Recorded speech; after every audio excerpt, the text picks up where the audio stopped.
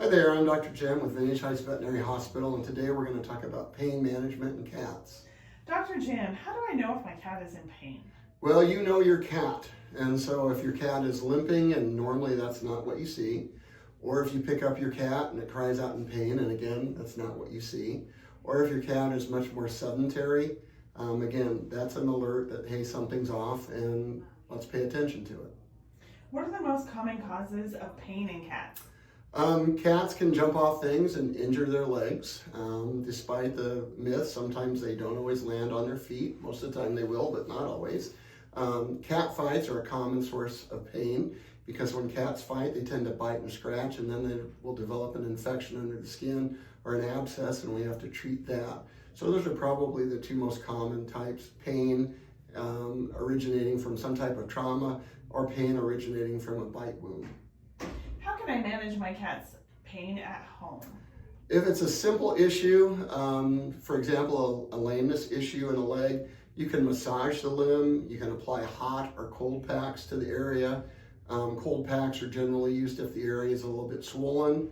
Warm packs, like a warm, moist washcloth, help stimulate blood flow into the area. And if you're not sure, just give us a call and we can try and advise you on simple things. And then obviously massaging the area or rubbing the area, that can also sometimes help. What treatment options are available for pain relief in cats? Well, there are medications just like for us. Gabapentin, which modulates the pain impulse in the spinal cord, can be given as either a powder mixed into the food or as a liquid. There's a non-steroidal drug called Onsior. Kind of think of it like a human Advil. Again, I don't recommend Advil for cats, and please don't give Tylenol. That's not a good idea either. And then we also have cold laser therapy, which delivers light energy into the tissue and helps promote blood flow and healing. What are the potential side effects of pain medications in cats? Well, for example, if you were to give acetaminophen or over-the-counter Tylenol by mistake, it could kill your cat.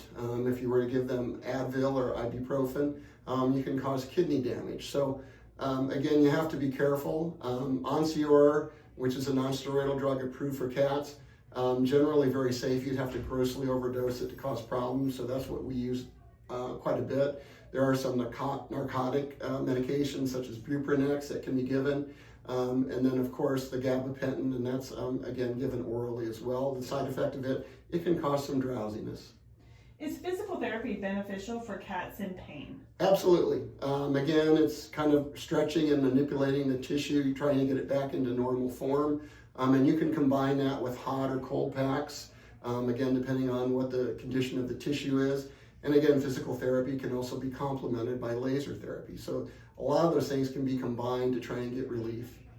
What are the signs that my cat's pain is either improving or worsening? Well, you know your cat. And so obviously if the right front leg, for example, is tender when you picked it up, and now we're on medication and you can handle the right front leg, that tells you that things are getting better. Obviously, if you're handling the right front leg and the cat is still reactive, still crying out in pain, doesn't want to use it, again, you should get them back in and get reevaluated, and let's see what's going on.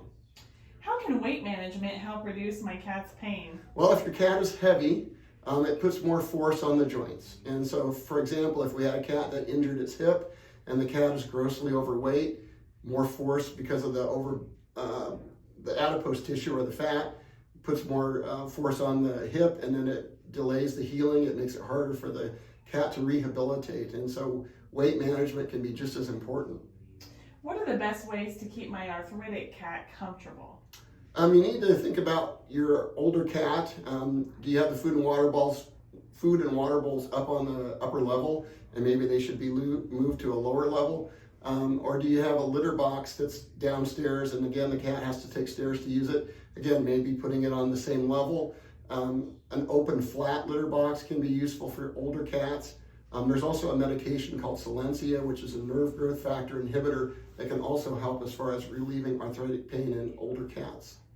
How often should my cat be reevaluated for pain management? It depends on their reaction, and that means how they respond to the medications. Obviously, if things are getting better, we just want to know that, and sometimes a simple phone call or an email is all we need.